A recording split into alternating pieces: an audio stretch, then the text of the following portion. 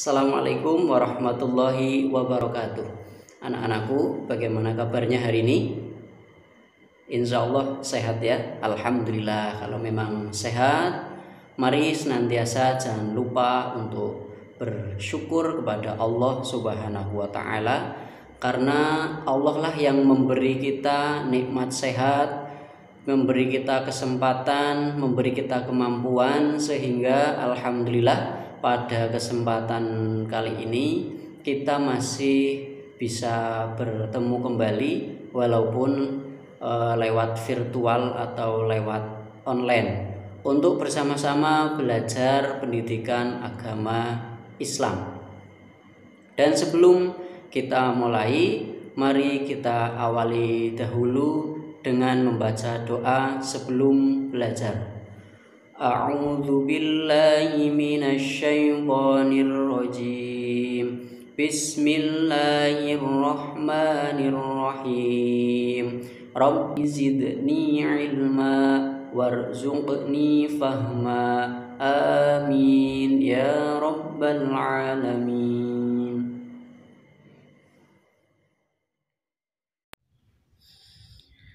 Baik anak-anak kelas 6, untuk pelajaran kita pada kesempatan kali ini, alhamdulillah kita sudah sampai di pelajaran 8, yaitu senangnya berakhlak terpuji. Ya, akhlak terpuji itu artinya akhlak yang baik, akhlak yang sesuai dengan perintah ajaran agama Islam.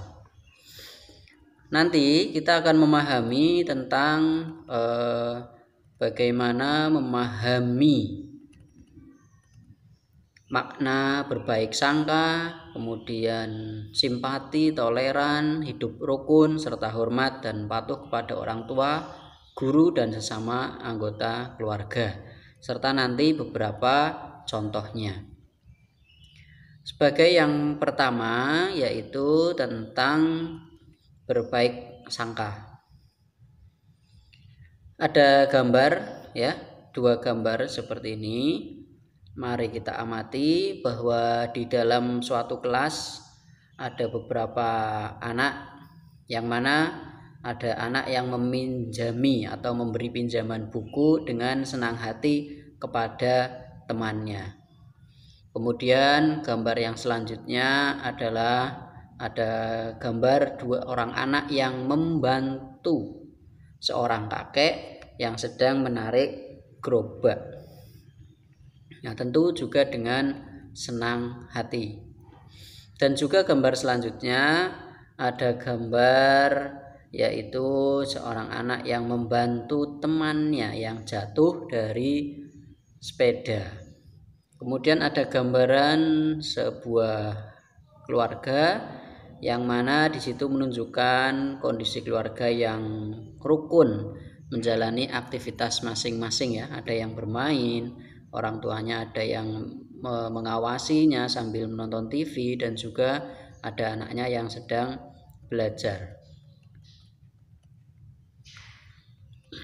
Nah, anak-anak, untuk belajar lebih jelasnya lagi tentang sikap-sikap terpuji pada kesempatan kali ini, ada sebuah kisah ya, sebuah cerita yang berisi tentang berpikir positif atau berbaik sangka.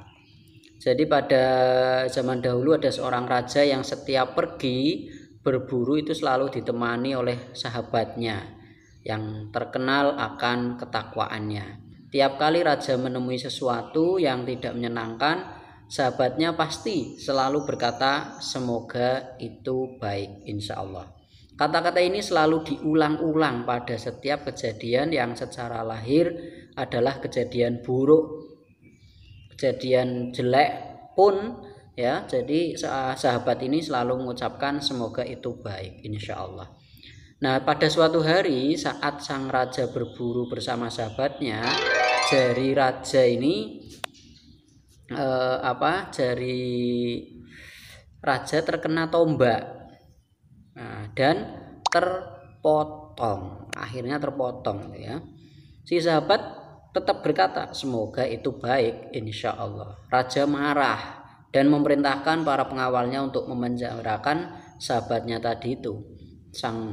Saat pengawal ditanya, apa yang dikatakannya saat kalian menutup pintu penjara? Jadi pengawalnya ditanya oleh rajanya. Pengawal menjawab, ia hanya mengatakan semoga ini baik, insya Allah. Nah ini sahabatnya ini selalu mengucapkan kata-kata itu, walaupun kelihatannya itu hal yang buruk. Di penjara pun dia masih mengucapkan semoga ini baik, insya Allah. Nah suatu ketika raja pergi berburu lagi tanpa ditemani sahabatnya ya. Ia tersesat di hutan. Kemudian di hutan tersebut terdapat sekelompok orang yang menyembah berhala dan tiap tahun mengorbankan orang kepada berhalanya tersebut atau sebagai tumbal ya. Raja pun kemudian ditangkap oleh kelompok tersebut. Namun saat diperiksa didapati jari raja tidak lengkap. Mereka pun menolak mengorbankannya karena korban harus dalam kondisi sempurna. Ya, sedangkan raja ini kan jarinya ada yang terputus kena tombak itu ya. Kemudian raja dilepas dan ia kembali ke istananya. Akhirnya raja menyadari kebenaran ucapan sahabatnya. Sahabat raja tersebut akhirnya dikeluarkan dari penjara. Raja bertanya, ketika engkau mengatakan semoga itu baik, insya Allah saat jariku terpotong aku menyadari bahwa kebaikan itu adalah aku tidak jadi disembelih untuk berhala karena fisikku tidak sempurna. Sekarang saat engkau di penjara, apakah kebaikan itu? Nah, sahabat menjawab, andai kata saat itu saya bersamamu, mereka akan menyembelih saya sebagai penggantimu, ya, karena sang raja ini kan nggak lengkap, nggak sempurna jarinya. Lah sahabatnya ini kan lengkap, bisa-bisa sahabatnya yang dijadikan sebagai pengganti. Nah, maka ketika kita mendapati sesuatu ataupun hal walaupun terlihat tidak baik, maka kita harus senantiasa berbaik sangka kepada Allah. Jangan kemudian kok saya begini ya, kok saya begini, Allah tidak adil dan lain-lain. Tidak, pasti semuanya punya hikmah, punya kebaikan. Nah, dari kisah ini mudah-mudahan kita dapat mengambil pelajaran seperti itu. Dan bukan hanya kepada Allah saja, kepada manusia pun, kepada makhluk Allah yang lain pun, maka kita juga harus selalu berbaik sangka atau berprasangka baik. Dalam Kamus Besar Bahasa Indonesia, berprasangka baik atau sangka ya, sangka itu artinya dugaan atau taksir. Berbaik sangka ya artinya menduga yang baik terhadap sesuatu. Allah berfirman dalam surat Al-Hujurat ayat 12, A'udzubillahi minasyaitonirrajim, Bismillahirrahmanirrahim. Ya ayyuhalladzina amanu ijtanibu katsiran minadh-dhanni inna ba'dadh-dhanni itsmu wa la tajassasu wa la yaghtab ba'dukum ba'dha. Ayuhibbu ahadukum ayyakula lahma akhihi maitan fakarihtumu. Wattaqullah innallaha tawwabur rahim. Jadi dalam Al-Quran pun juga sudah diperintahkan, Allah memerintahkan kepada kita untuk senantiasa berbaik sangka. Di dalam surat Al-Hujurat ini ya Allah sudah mengingatkan kita agar menjauhi prasangka buruk. Jangan mencari-cari kesalahan atau kejelekan orang lain. Karena apa yang kita sangkakan belum tentu kebenarannya ya. Dan juga ada hadis Allah yang juga mendukung tentang hal ini yang menyebutkan iyyakum wadh-dhanna fa innadh-dhanna akdzabul hadits wala tajassasu.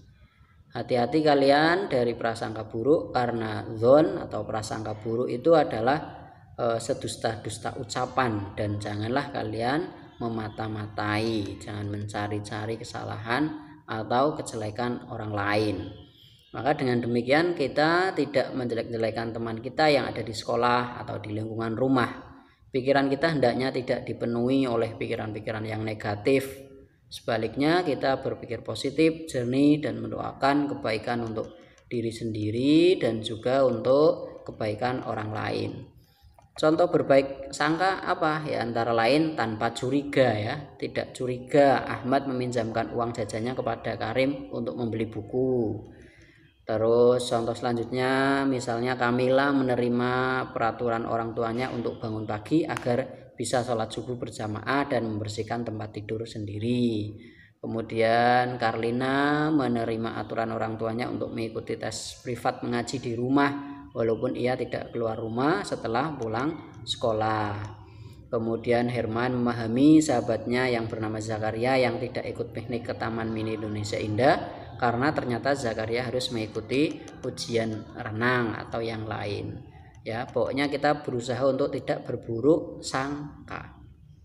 Yang kedua adalah sikap simpati. Nah, sikap simpati itu apa sih? Nah, kalau tadi berbaik sangka artinya ya berprasangka baik kepada siapapun dan juga kepada Allah. Nah, sedangkan simpati itu apa? Nah, kalau simpati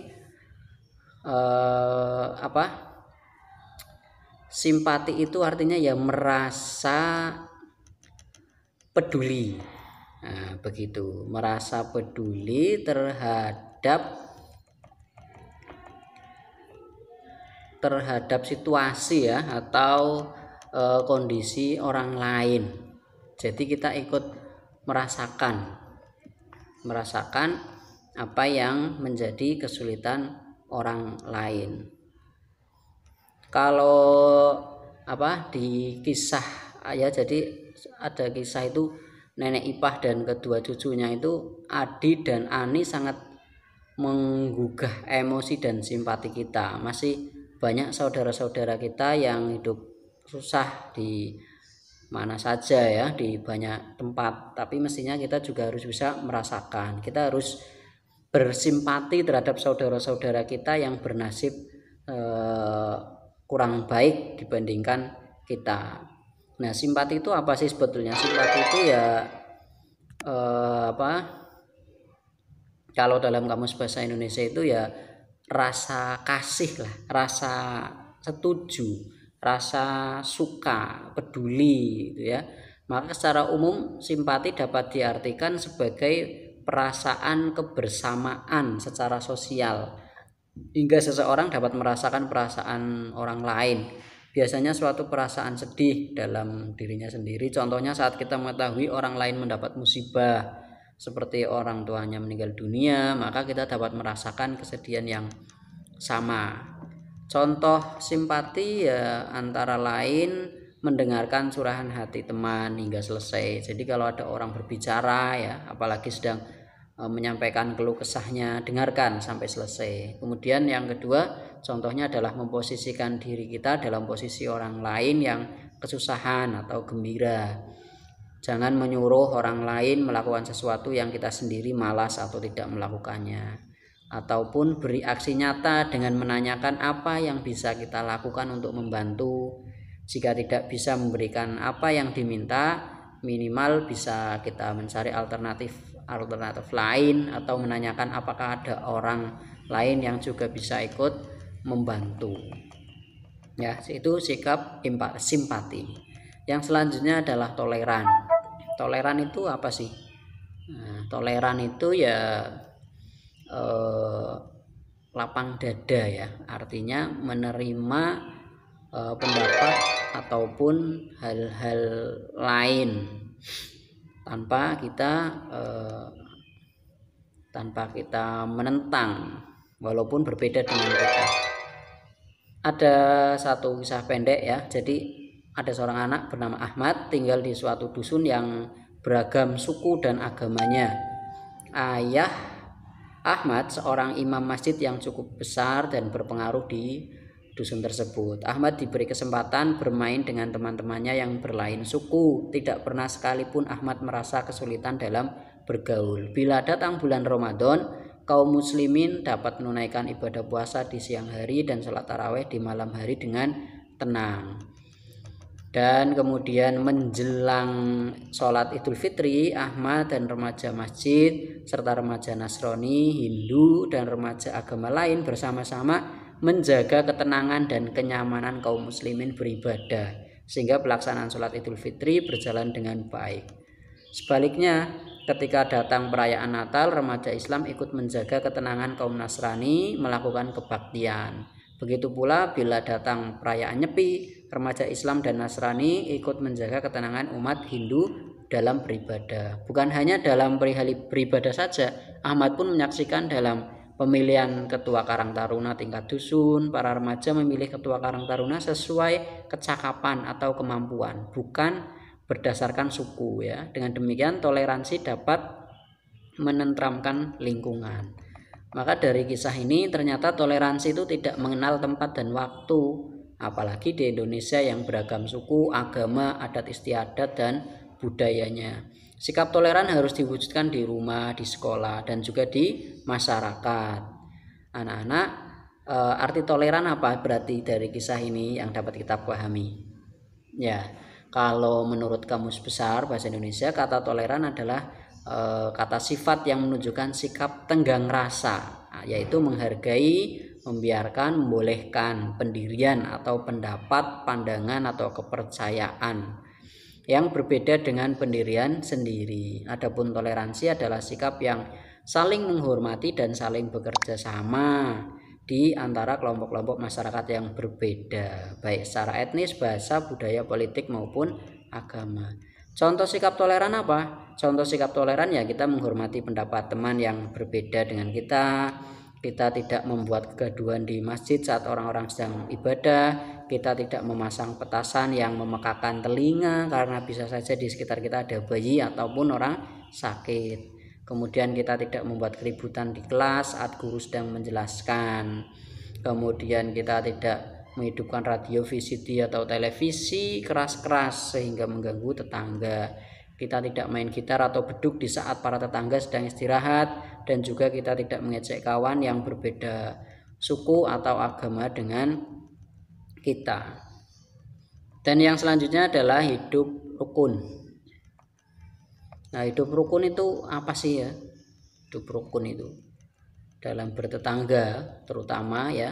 Rukun itu sebetulnya apa? Sikap rukun ya. Rukun itu juga sikap. Nah, jadi hidup rukun itu sangat dianjurkan oleh agama karena manusia diciptakan oleh Allah bersuku bangsa yang berbeda, yang menyebabkan budayanya pun berbeda. Namun kita diajarkan untuk saling rukun karena dalam pandangan Allah hanya orang yang bertakwa yang membedakan satu dengan yang lainnya. Nah, jadi bukan karena sukunya, bukan karena kayanya, bukan karena kuatnya, tapi takwanya yang membedakan di hadapan Allah. Seperti yang disebutkan dalam surat Al-Hujurat ayat 13 bahwa mulianya orang di sisi Allah itu karena takwanya, bukan karena yang lain. Di surat Al-Hujurat ini memberitakan kepada kita bahwa Allah menciptakan manusia berpasang-pasang dan bersuku bangsa. Orang yang paling mulia di sisi Allah adalah orang yang paling bertakwa. Kita hidup di dunia ini kan tidak sendiri dan selalu membutuhkan bantuan orang lain. Kita hidup membantu atau dibantu, baik langsung ataupun tidak langsung. Ketika kita sakit di kelas, teman dan guru kita yang membantu. Bahkan ketika kita masih kecil dan belum bisa berjalan, orang yang menggendong-gendong kita adalah orang tua, kakak, nenek atau tetangga kita.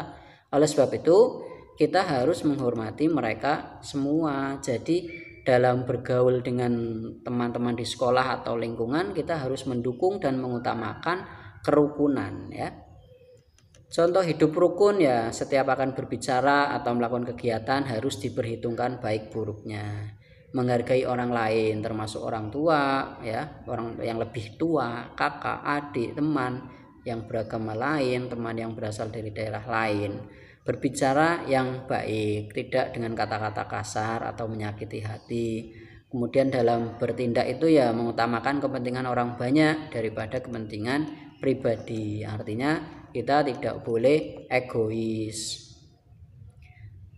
Hal-hal yang membuat hidup kita tidak rukun itu ya antara lain berbuat lebih, mengedepankan emosi atau cepat marah. Itu bisa menjadi hidup kita tidak rukun. Tidak menghargai orang lain. Jadi menganggap diri sendiri itu yang paling benar, paling pintar. Suka mencela atau mengolok-olok atau mengejek. Nah, itu suka berbicara kasar dan merendahkan orang lain. Itu hal-hal yang bisa membuat hidup tidak rukun. Kemudian sikap hormat dan patuh kepada orang tua, guru dan anggota keluarga. Nah, tentu ini sebetulnya tanpa Pak Guru jelaskan juga kalian sudah tahu ya. karena tadi juga sudah sedikit banyak disinggung.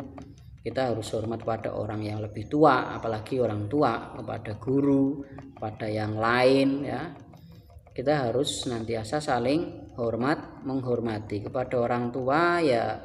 Contohnya memberi salam, minta izin dan mencium tangan orang tua ketika akan pergi ya, atau berangkat sekolah, atau mendoakan orang tua setelah sholat. Itu wajib minimal baca Al-Fatihah lah untuk orang tua kita ya. Perintah orang tua untuk belajar sungguh-sungguh, tidak banyak menonton TV, banyak bermain itu ya harus dituruti. Minta izin dahulu jika ingin bermain ke rumah teman atau pergi keluar rumah.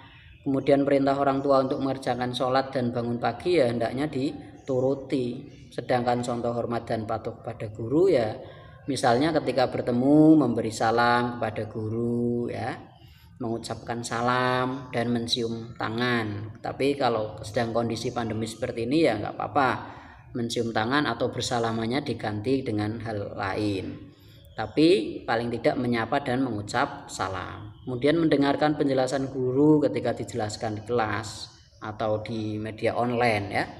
Kemudian saat belajar tidak banyak bercanda. Tugas-tugas dari guru ya hendaknya dikerjakan tepat waktu. Nasihat untuk kemajuan siswa ya harus dipatuhi. Larangan guru agar tidak mencoret-coret dinding kelas, tidak berkelahi dengan teman, tidak mengganggu teman ya hendaknya dipatuhi. Kemudian kalau contoh hormat dan patuh pada sesama anggota keluarga ya misalnya jika bertemu saudara atau famili yang lebih tua seperti nenek, kakek, paman, bibi atau kakak, hendaknya memberi salam ya dan mencium tangannya. Mematuhi setiap nasihat kebaikan dari anggota keluarga yang lebih tua. Terhadap adik yang lebih muda ya hendaknya kita menyayangi, tidak menghidupkan radio atau TV keras-keras di saat ada anggota keluarga atau adik atau yang lain yang memang sedang sakit. Nah itu tidak boleh. Maka hal-hal demikian, sikap-sikap seperti tadi, berburuk sangka, simpati, toleran, hormat kepada orang yang lebih tua, itu kalau kita laksanakan insya Allah hidup kita menjadi tenang, hidup menjadi rukun, tentram gitu ya, banyak teman, dengan siapapun kita baik. Nah itu insya Allah hidup akan menjadi lebih tenang. Dan sebagai rangkuman dari pembelajaran kali ini yaitu husnudzon atau berbaik sangka itu baik kepada sesama manusia, terutama kepada Allah yang telah menciptakan kita. Misalnya jika kita mendapat ujian hidup, kita harus berprasangka baik terhadap Allah. 2, prasangka negatif itu dosa. Misalnya mencari-cari kesalahan orang lain dan bergunjing. Karena bergunjing diibaratkan seperti kita memakan daging saudaranya sendiri yang sudah mati. 3, simpati adalah ikut merasakan orang lain sehingga mampu merasakan apa yang dialami, dilakukan, dan diderita oleh orang lain. Yang keempat, toleransi adalah sikap saling menghormati dan saling bekerja sama di antara kelompok-kelompok masyarakat yang berbeda baik secara etnis, bahasa, budaya maupun agama. 5, hidup rukun berarti hidup damai dan setuju terhadap keberadaan. Demikian pembelajaran kita pada kesempatan kali ini, mudah-mudahan bisa anak-anak pahami dengan baik ya, dan kurang lebihnya Pak Guru mohon maaf. Sampai bertemu di pembelajaran selanjutnya. Billahi taufik wal hidayah. Assalamualaikum warahmatullahi wabarakatuh.